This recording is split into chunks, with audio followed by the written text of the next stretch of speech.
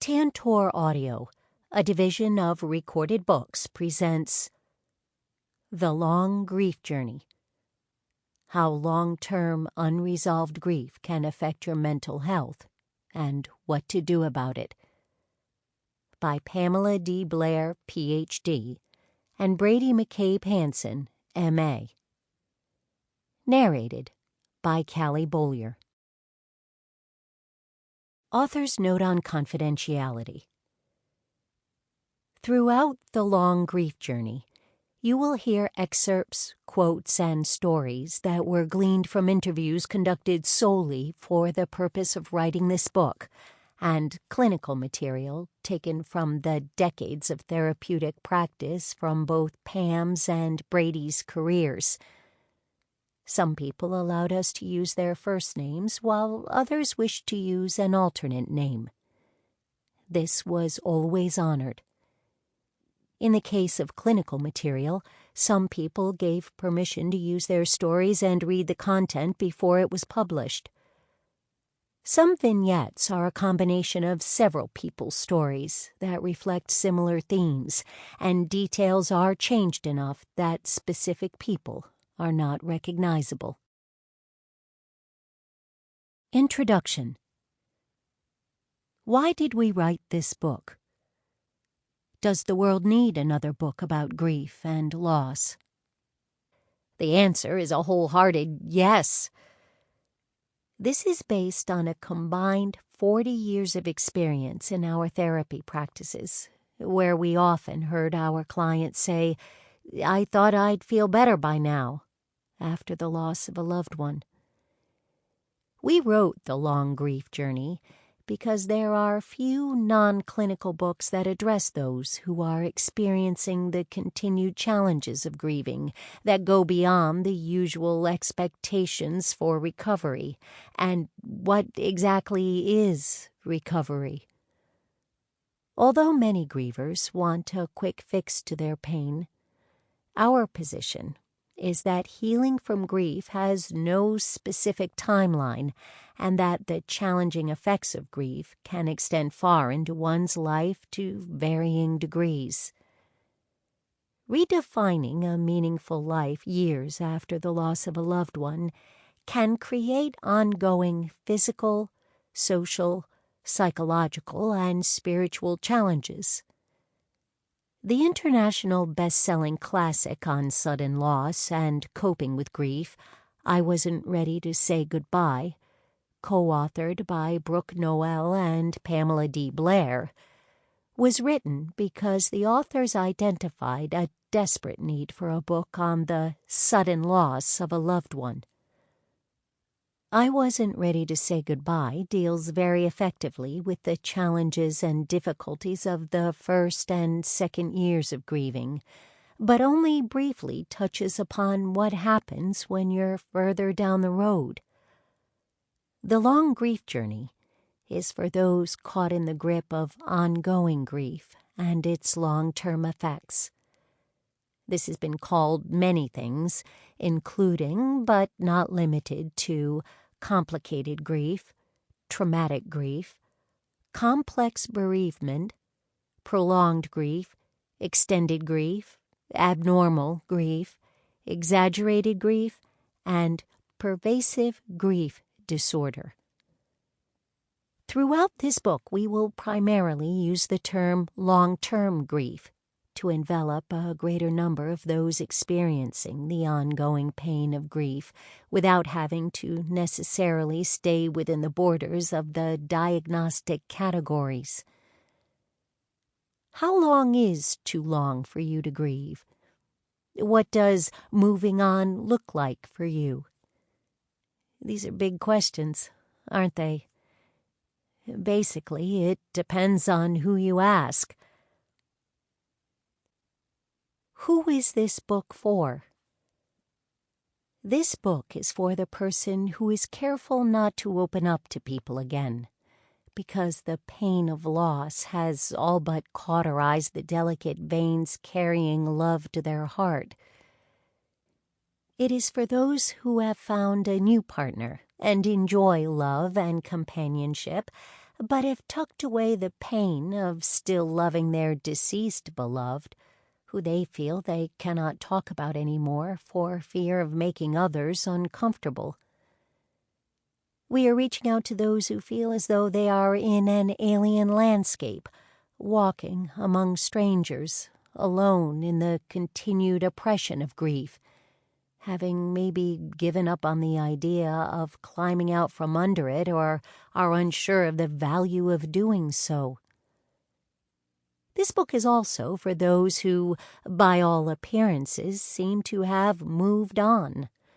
They're going to work, carrying out their responsibilities, showing up for important life events, yet they quietly bear the weight of their sadness and longing for their loved one. Maybe holidays are especially difficult, and while they might do their best to make it nice for others, internally they experience little joy or peace. We're talking to the person whose creative energies have all but dried up since the passing of their loved one, their urge to create suppressed by the loss of their beloved audience or muse. What do we mean by long-term grief and the long journey?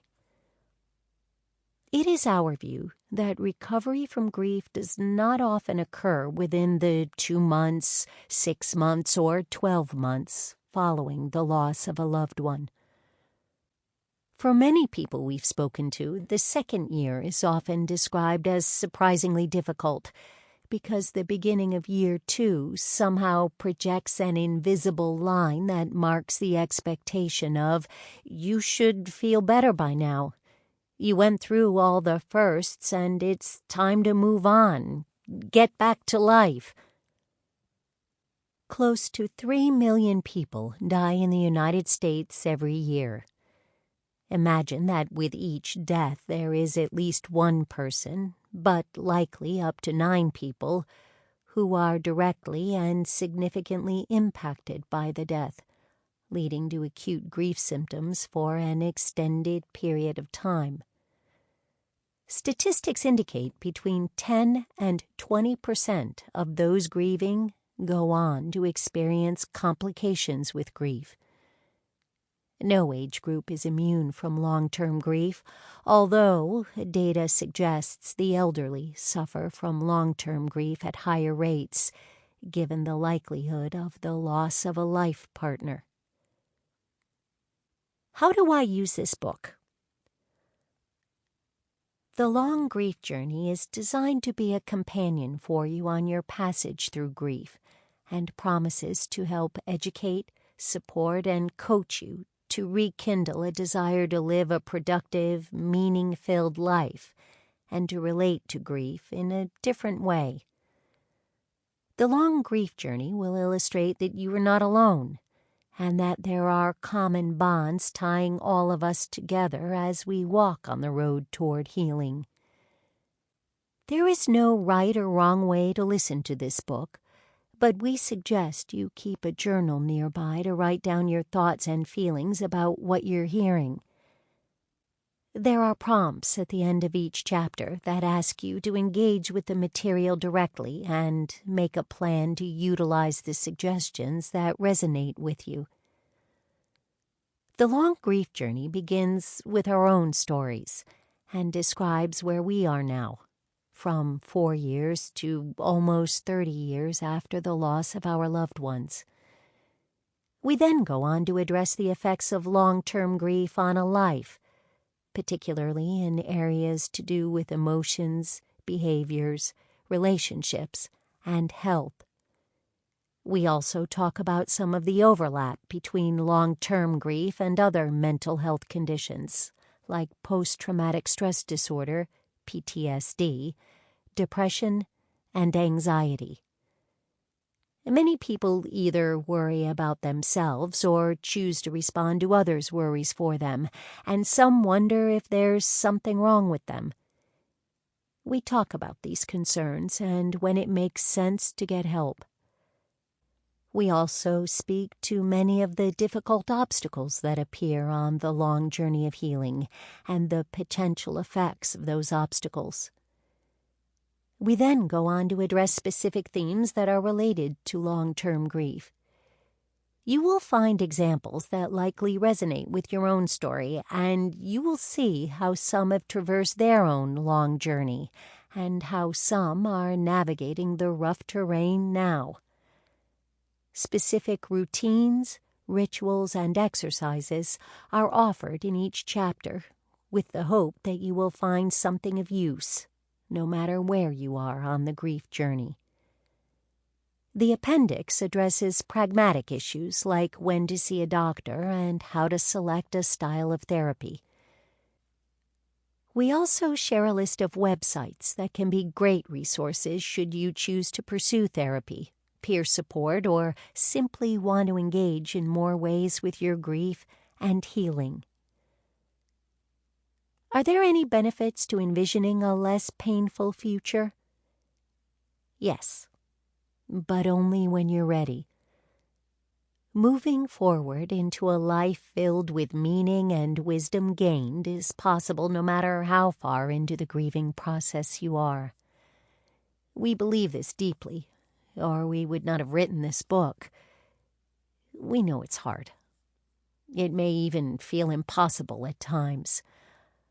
But like the hero in any hero's journey tale, if you can access even the smallest degree of bravery still lingering in your tired soul, it is possible to reclaim your birthright to live life fully. In the long grief journey, you will find support to face the challenges lurking around corners, and you will learn ways to integrate and make meaning from the loss of your loved one. A first step is letting go of the shoulds that you've accumulated around what you thought long-term grief entails. You're on what might feel like a long trek up a mountain of shoulds. When you crest Mount Should and release the shame and burden associated with getting back to normal, you have an opportunity to look back from where you've come and gaze forward toward the horizon with its new possibilities for living. 1. Our stories. Some kinds of sea stars can regenerate an entire body from a lost arm. This because they're able to house most of their vital organs in their arms. I want to believe that something whole and new can come from a broken thing. Cheryl St. Germain, author of 50 Miles.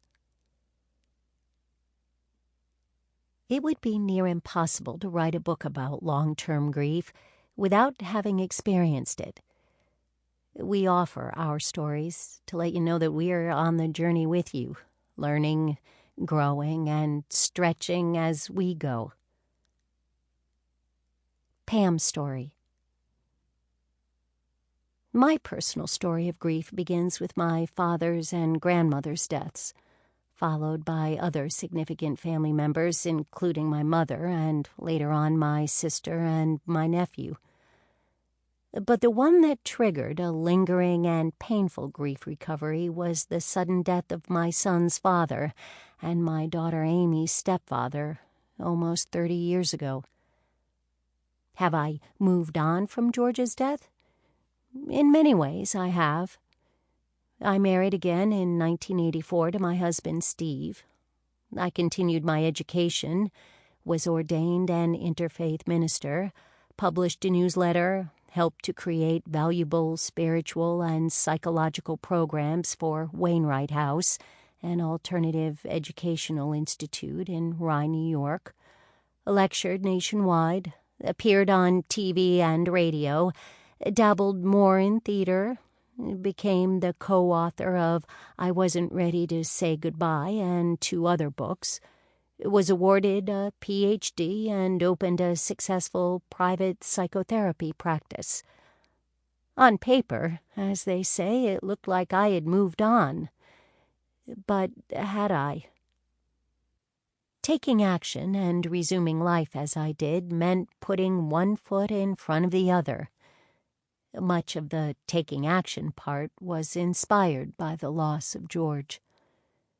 I marched through each day using busyness to keep from looking too deeply into the wounded eyes of my young son, mindful of how much my daughter was also struggling. Work and dedication to what I loved helped me. I gave what support I could to the children, some days, and with all that the grief continued, a sharp thread weaving its way into the fabric of my life for years. One of the most difficult things is not having Ian's father sitting beside me, watching our son become a musical theater actor and director much like his father. The experience of seeing him on stage continues to be a combination of pride and longing. If only George were here to see how successful his son is and bask in Ian's achievements with me. The list of if-onlys is a long one and continues to this day. If only he had seen Ian graduate, marry the woman he loves, become a father for the first time, grow into a man his father would be proud of. How his stepdaughter Amy grew into a strong woman and brought a child into her life, even if these events only created another experience of grief. Am I still triggered by life events I can only wish we shared? Yes. Am I different than you? Yes and no. Am I profoundly sad from time to time? Yes and no. Have I created a life with a wonderful new man who shares in some of my son's and daughter's life events? Yes. Do I still see the sadness in my son's eyes and how much he looks like his father? Of course. Would Amy have had a different life with George in it? Yes, but that's her story to tell. Creating a future after profound loss has different definitions for each of us. As I look back, I've realized that loss has been a catalyst for creating meaning in my life. It's meant putting feet to the ground and making meaning wherever I can. Perhaps my story, and the excerpts from the stories you'll hear about in this book, will inspire you to author your own definition of grief recovery within a context that works for you as you discover, as I did, what can I do now? Bradie's story. The first time I experienced grief of my own and consciously witnessed it in others was when I was 9 years old and my paternal grandfather died. Since then, I've lost my maternal grandparents, my paternal grandmother, my stepmother's father, and a dear friend. None of these were easy losses to bear, but it was the loss of my mother that knocked me down for a long time, and in many ways I am still recovering. On Easter in 2017, I found out my mom was dead.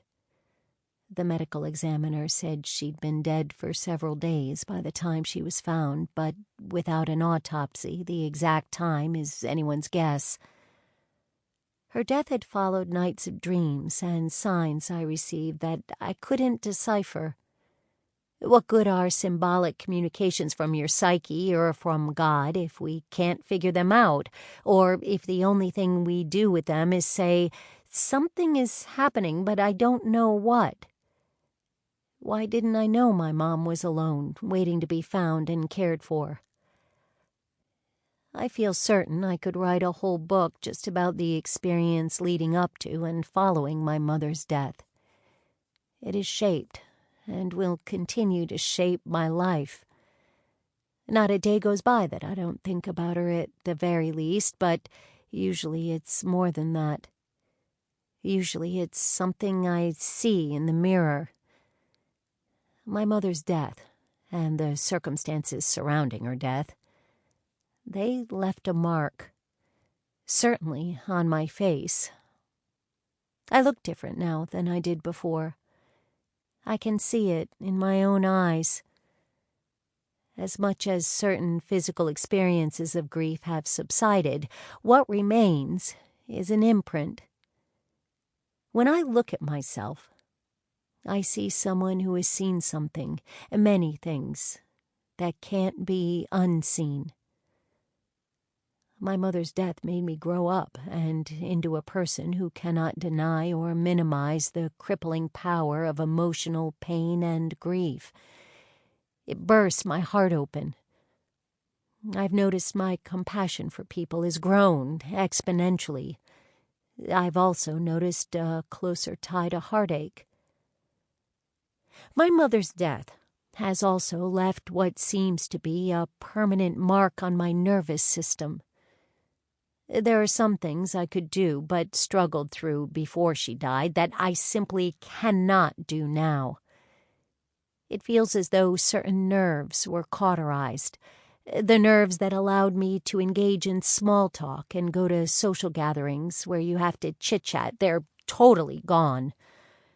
I've noticed an increased need to be alone.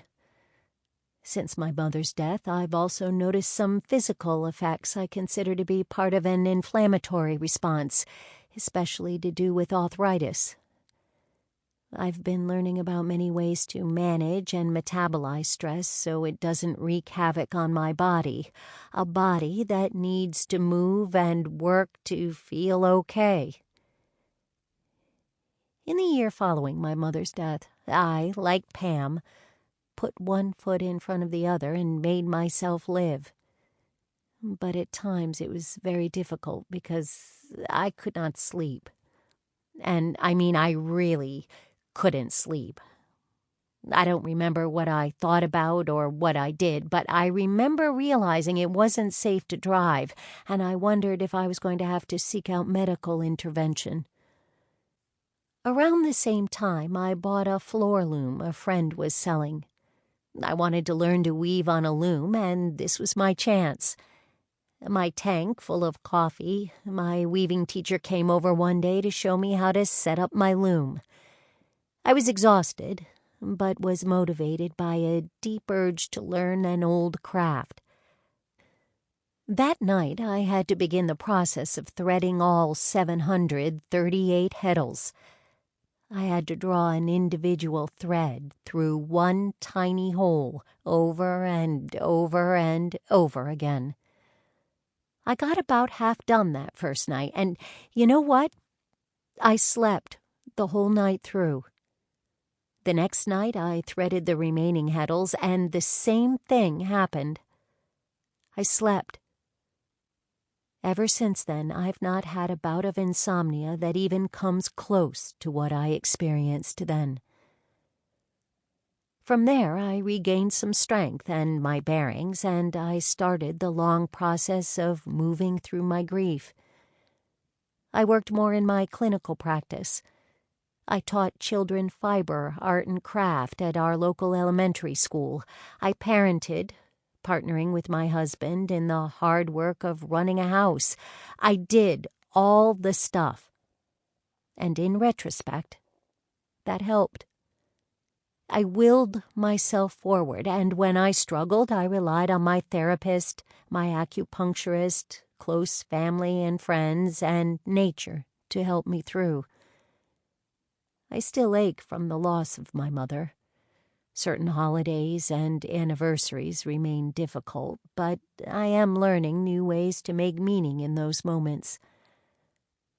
I hope throughout this book you will find ideas and ways to make meaning for yourself after the momentous experience of losing someone you love.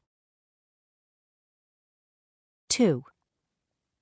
Understanding the emotional and physical effects of long-term grief.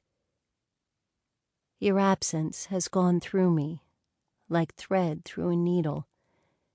Everything I do is stitched with its color. W.S. Merwin, Poet. Separation. You've survived the early pain, the initial grief, and the required life-changing readjustments of the first 2 years or so since you lost your loved one. As you've already experienced, the first year is generally an emotional journey, coping with the initial impact of loss, gaining your footing after the shock, and all the firsts without your loved one, including birthdays, anniversaries, and holidays. A lot is packed into that first roller coaster year where experiencing the pain of grief is an everyday reality, and simple or normal life things can seem like Herculean tasks. Now, perhaps you're wondering where you are on the long journey of grief. In general, reorganizing and re-examining one's life characterizes the second year. This is when the reality of the loss hits particularly hard, and you realize you've been forever changed. You can no longer pretend life is normal or deny your loved one is gone. Unfortunately, you may be feeling pressure from others, or yourself, to return to some semblance of your past self. If you've been grieving a spouse, some may ask, "When are you going to move from that house? Isn't it too much for you now?" And, "When are you going to start dating?" Maybe you've already donated their clothes, given things away to family and friends, repainted and repurposed rooms, or relocated. Yet you still feel the need to get on with life in a bigger way. You might have made some plans to move forward, but something doesn't feel right. Thus begins the long journey that has no expected arrival time. Your luggage is heavy, and carrying its weight is a challenge. When your recovery timeline doesn't match societal expectations, it can make readjustment and assimilation of grief even more difficult. When you're still aching and unsure of how to move forward, it can feel like you have to put on armor every morning just to face the world. Maybe you're feeling worried about some of the ways grief still has you in its clutches. You know, or loved ones have told you, that some of the things you're doing or not doing are not what is typical so long after a loved one has died. Shame and the desire to hide creeps in, which can exacerbate your pain. What is assimilated grief? The first thing I want you to know about beginning the process of full assimilation of grief into your being is that you can't speed it up. To assimilate and integrate grief, it needs to be, number 1, digested, number 2, metabolized, number 3, distributed throughout your life. Tim Vanderkamp, Life Coach. Grief is part of the human experience. Responses to grief and ideas of how people should recover from it have changed over time. There isn't a culture on the planet that doesn't have its own rituals, rites, and expectations surrounding mourning, bereavement, grief, and recovery. But how do we know when there's a problem? This is a tricky conversation and is tied to a much bigger cultural theme, trying to capture human emotion in a one-size-fits-all mold. However, there are steps to take that can help you live your life with openness, fullness, and freedom, while holding on to the memory and influence of your loved one. Assimilation means that following the death of your loved one, you're able to carry on with your life to some degree while holding space for your love and loss. You're able to engage in things that bring you enjoyment, and you can think of your loved one without those thoughts taking over your mood. You're able to talk about the person with others and move through important dates or anniversaries with less distress. You're able to work. Sample complete. Ready to continue?